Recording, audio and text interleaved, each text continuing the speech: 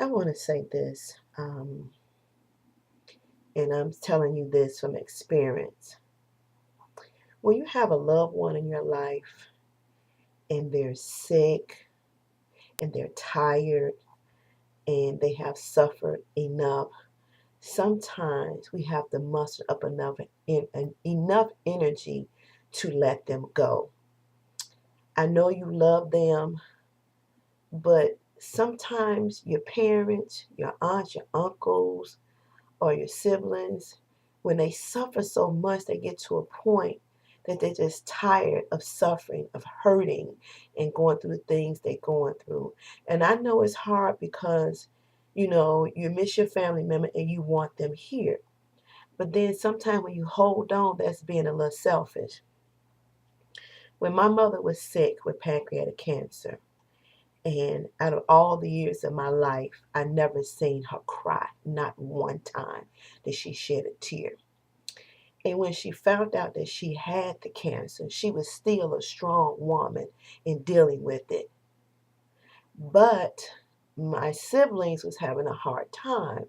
And I can understand it because that's your mother and you want to hold on to her. But the time that she broke down was the time that I realized that she was tired of suffering and being in pain. And I was watching her deteriorate in my face. And so I went upstairs and I sat in a chair and I prayed and I asked God to take my mother's life. I know somebody might say, well, that's strong. And how could you ask for your mother's life to be taken? Well, I was doing a selfless thing. I was seeing her suffer, and it broke my heart to see her suffer. And so, by me releasing that, you do your part for your parents. Whatever it is that you need to do for your loved one, then do that. Then you won't have all that guilt if you've done your part.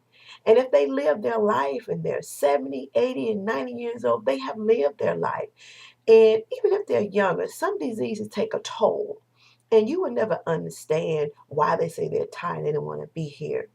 But to know this, when I did that, when my mother passed away, she had a very peaceful look on her face. So it hurt, and I miss her dearly. I do.